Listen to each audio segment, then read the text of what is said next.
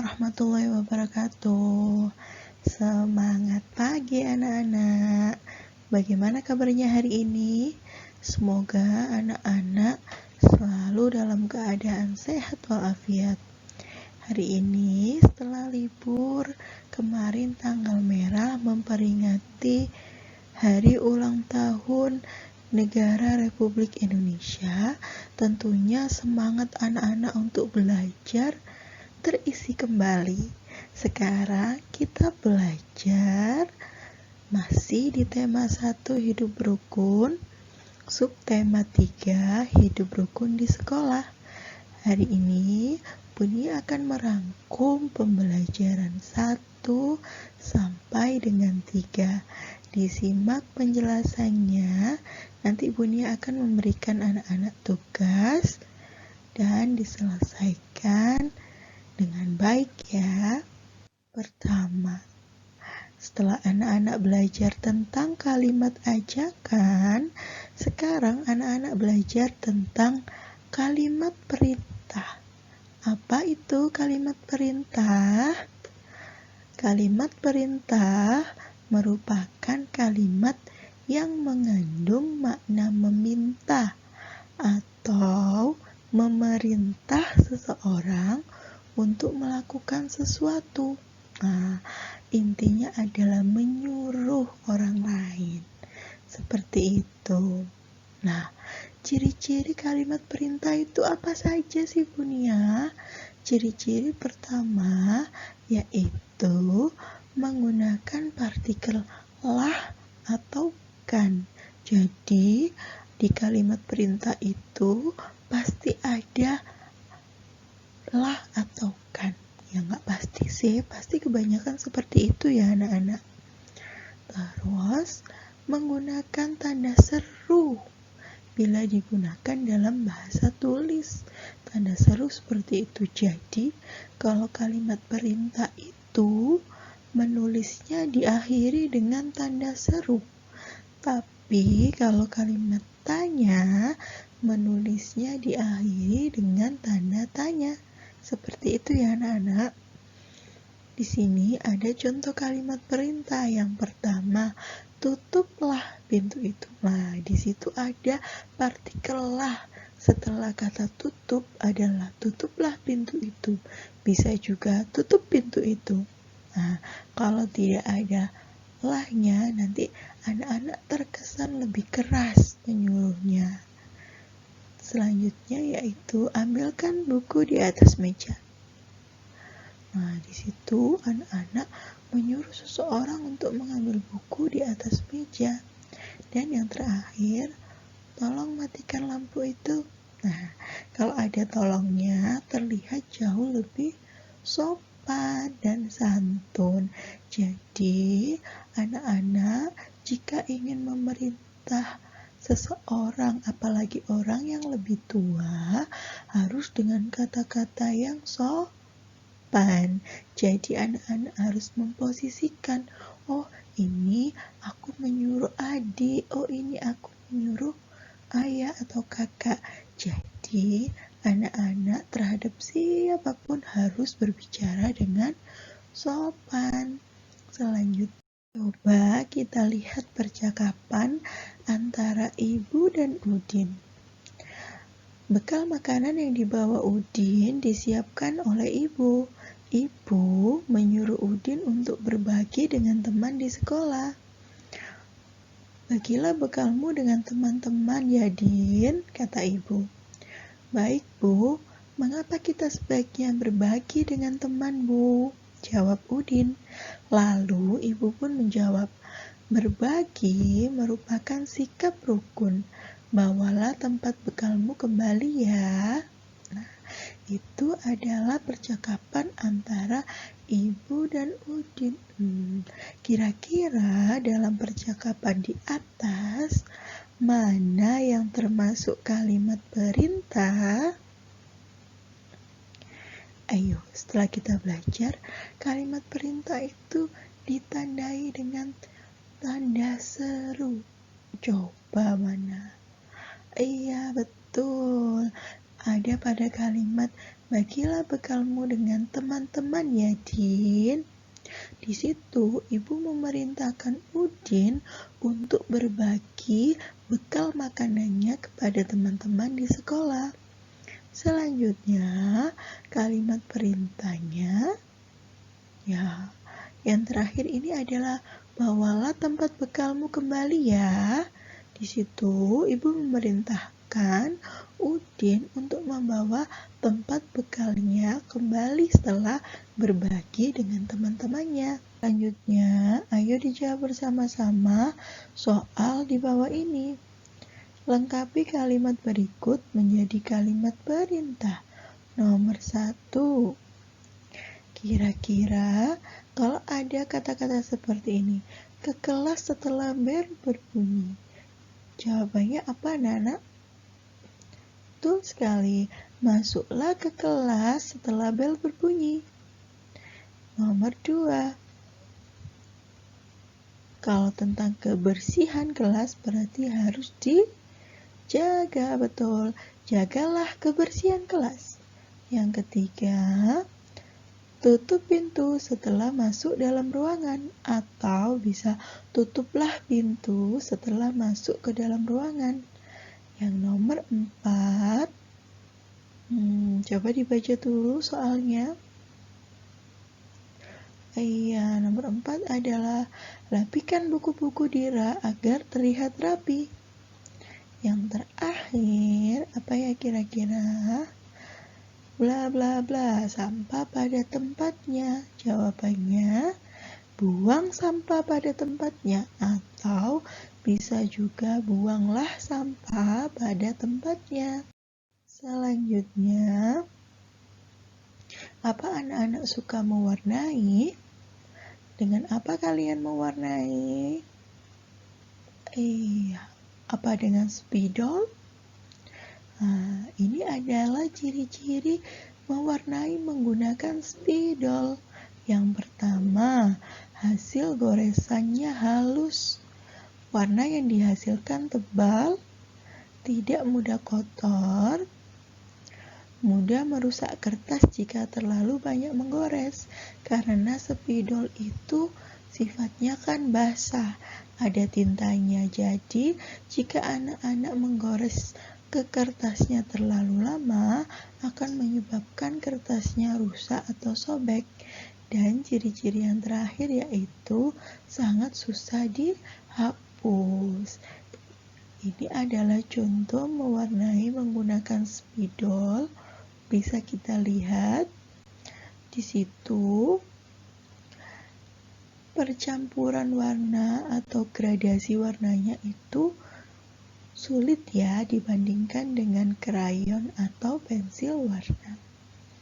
Selanjutnya, krayon. Apa anak-anak pernah mewarnai dengan krayon? Nah, ini ciri-ciri mewarnai dengan krayon. Warna yang dihasilkan tebal. Yang kedua, kertasnya mudah kotor. Yang ketiga, cukup susah untuk dihapus. Yang keempat, hasil goresannya itu kasar. Dan yang kelima, perlu berulang-ulang untuk mendapatkan hasil mewarnai yang rata. Di sini adalah contoh mewarnai menggunakan krayon. Bisa kita lihat di sini sangat bagus sekali. Gradasi warnanya juga bisa tercampur dengan baik. Ini adalah keunggulan mewarnai menggunakan krayon. Selanjutnya, pensil warna. Nah, pensil ini jika kita menggunakannya untuk mewarnai, ciri-ciri hasilnya yaitu hasil goresannya halus, warna yang dihasilkan kurang tebal dan hasilnya menembus kertas. Dan yang ketiga, tidak mudah kotor, tetapi mudah merusak kertas. Kenapa? Karena ujung pensil warna itu kan tajam. Jadi kalau anak-anak kurang hati-hati, itu akan bisa merusak kertas atau menusuk kertas itu, jadinya lubang.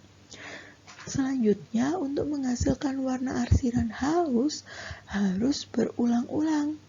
Karena bentuknya kecil, jadi anak-anak kalau mewarnai menggunakan pensil warna harus berulang-ulang untuk mendapatkan arsiran yang bagus.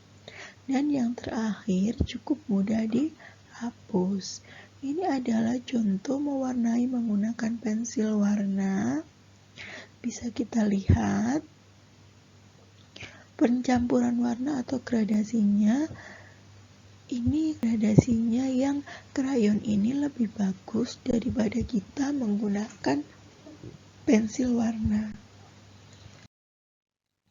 Selanjutnya, ini adalah gambar Udin, Edo, dan Siti.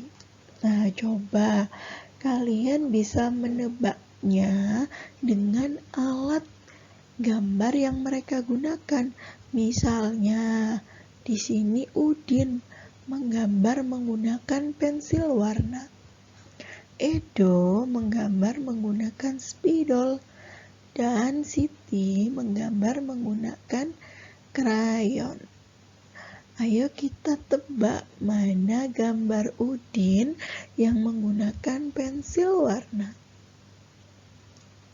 Mana ya gambarnya ya?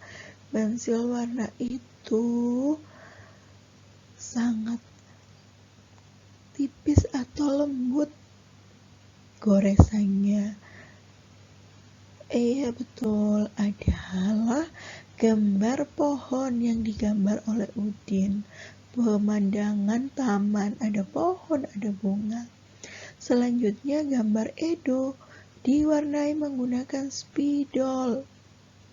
Wah, ini goresannya lebih lembut sekali dan lebih halus dan tidak bisa ada gradasi atau percampuran warna. Iya, ini adalah gambar Edo. Edo menggambar pemandangan di sekolah, sedangkan Siti menggambar menggunakan krayon. Nah, di sini arsirannya ini belum terlalu rata, jadi masih ada bolong-bolong putihnya seperti itu. Nah, ini arsirannya juga tebal. Ini ciri-ciri mewarnai menggunakan krayon. Nah, anak-anak, di sini Bunia akan mencoba menjelaskan tentang penjumlahan bilangan dengan dua cara. Yang pertama, yaitu cara panjang. Bisa kita lihat, yaitu cara panjang. Nah, Bunia punya bilangan. Misal 132 ditambah 125 sama dengan berapa ya? Nah, anak-anak, kalau menggunakan cara panjang ini sama, yaitu bersusun ke bawah. Jadi 132 ditambah 125. Jadi kalau cara panjang dijabarkan ya anak-anak ya. Kalau 132 dijabarkan ratusannya 100. Benar ya, ini ratusannya 100. Puluhannya 3. Berarti ditambah 30 dan satuannya 2, jadi ditambah 2. Sedangkan 125 ratusannya 100 ditambah puluhannya ada 2, jadi nilainya 20 dan satuannya 5, nilainya 5. Karena ditambah, jadi ditambah semuanya. Nah, sama dengan berapa ya? 2 ditambah 5. 2 ditambah 5 sama dengan 7.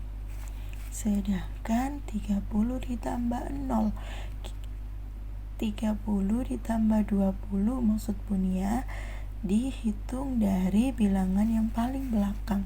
0 ditambah 0, 0 turun ke bawah ya. Lalu 3 ditambah 2 sama dengan 5. Ditambah ratusannya 0 tambah 0 hasilnya 0, 0 tambah 0 hasilnya 0, 1 tambah 1 hasilnya 2. Jadi 200 ditambah 50 ditambah 7. Jadi hasilnya semua ratusannya 2. Kita tulis 2 di sini. Puluhannya 50, kita tulis 5, dan satuannya 7, kita tulis 7. Jadi 132 ditambah 125 sama dengan 257. Sekarang Bunia akan memberi contoh, yaitu cara pendek dengan bilangan yang sama biar anak-anak bisa membedakan caranya ya. Tadi soalnya adalah 132 ditambah 125. Ini soalnya ya. Ini juga soalnya. Nah, berapa ya? Kalau menggunakan cara pendek, langsung bersusun ke bawah ya anak-anak. Jadi 132 ditambah 125. Langsung ya bersusun ke bawah. Ditambah 2 ditambah 5. Kalau seperti ini sama, dijumlah dari yang paling belakang dulu. Jangan yang depan dulu ya. Ya, yang di paling belakang dulu. 2 ditambah 5 sama dengan 7. 3 ditambah 2 sama dengan 5. 1 ditambah 1 sama dengan 2. Hasilnya sama ya. Ini cara pendek. Dengan cara panjang hasilnya sama, 257. Mudah kan ya anak-anak? Nanti anak-anak diberi latihan Bunia untuk mengerjakan penjumlahan bilangan dengan cara panjang dan cara pendek. Semangat ya anak-anak. Selanjutnya ini ada bacaan judulnya berolahraga bersama. Ayo ditandai mana yang termasuk kalimat perintah. Nah, tadi kalimat perintah itu ditandai dengan apa saja anak-anak? Ditandai dengan tanda seru, ada partikel lah atau kan. Ya, coba disimak atau dilihat mana yang ada tanda seru dan mana ada partikel lah dan kan. Ya, betul sekali. Yang termasuk kalimat perintah di bacaan tersebut adalah yang pertama, berhati-hatilah ketika berdiri. Yang kedua, samakan langkah kalian terlebih dahulu.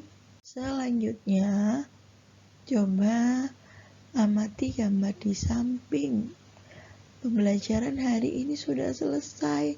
Apa yang dilakukan Udin dan teman-teman sebelum pulang? Nah, coba kita lihat gambar di samping. Udin dan teman-temannya sedang berdoa bersama sebelum pulang sekolah. Mereka melakukan kegiatan berdoa bersama-sama.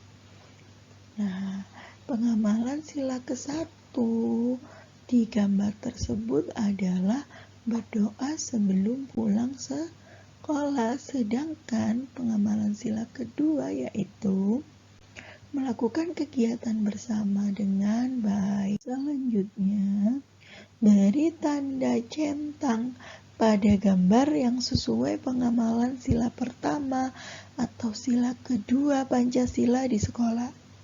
Tuliskan sila yang sesuai di bawah gambar. Coba kita lihat gambar pertama. Ada percakapan seperti ini. Aku lupa membawa bekal. Lalu temannya bilang, mari makan bekalku bersama. Nah, di situ mereka saling memberi bekal mereka. Karena ada temannya yang tidak membawa bekal, maka teman satunya memberi dengan suka hati. Itu adalah pengamalan sila kedua. Selanjutnya, gambar yang kedua ada percakapan antara Udin dan Edo. Nah, di situ gambar kedua, Udin dan Edo bermain bersama meskipun berbeda agama. Nah, ada kata berbeda agama. Ini termasuk pengamalan sila pertama. Anak-anak masih ingat kan? Pengamalan sila pertama adalah tidak membedakan orang. Pengamalan sila pertama adalah tidak membeda-bedakan orang, dilihat dari agama, ras, suku, budaya, dan lain-lain. Selanjutnya, ada percakapan antara Udin, Siti, Edo, Beni. Nah, di sini ada kalimat perintah. Kalimat perintah pertama adalah, teman-teman, bersihkanlah kelas sesuai bagian tugas. Nah, maksud kalimat perintah yang diucapkan Udin ini adalah, Udin telah membagi tugas kepada teman-temannya untuk membersihkan kelas. Udin memerintahkan teman-teman untuk menyelesaikan tugasnya sesuai pembagian tugas yang tadi telah disampaikan. Lalu, kalimat perintah yang kedua yaitu, terima kasih teman-teman, ayo kita bersihkan kelas sebaik-baiknya. Nah, kalau dilihat dari kalimat ini juga seperti kalimat ajakan ya. Jadi ini kalimat ajakan yang tujuannya untuk memerintahkan teman-temannya. Di situ ya. Perintahnya apa Bunia? Perintahnya membersihkan kelas dengan baik. Itu perintah yang ada dalam kalimat tersebut. Selanjutnya, Beni bertugas membereskan lemari kelas. Di lemari terdapat kotak kapur tulis. Mula-mula ada 242 kapur tulis. Nah, itu dilingkari sama Bunia ya. Itu satu kotaknya berisi 100. Kalau 2 kotak berarti 200. Sedangkan kapur yang diikat, satu ikat berisi 10. Kalau 4 berarti 40. Sedangkan satuannya di situ ada 2. Jadi kalau dijumlah kapur itu berjumlah 242. Setelah itu kapur digunakan 38. 30 berarti kita lihat yang kapur yang ditali atau dikaret, dikasih karet 30. Karena satu ikat berisi 10, berarti kalau 30 disilang 3, tinggal satu ikat. 38 berarti diambil 8 biji. Satuannya ada 2, berarti kurang 6 biji. Jadi sisa kapurnya adalah 204. Begitu ya anak-anak. Bisa dimengerti ya.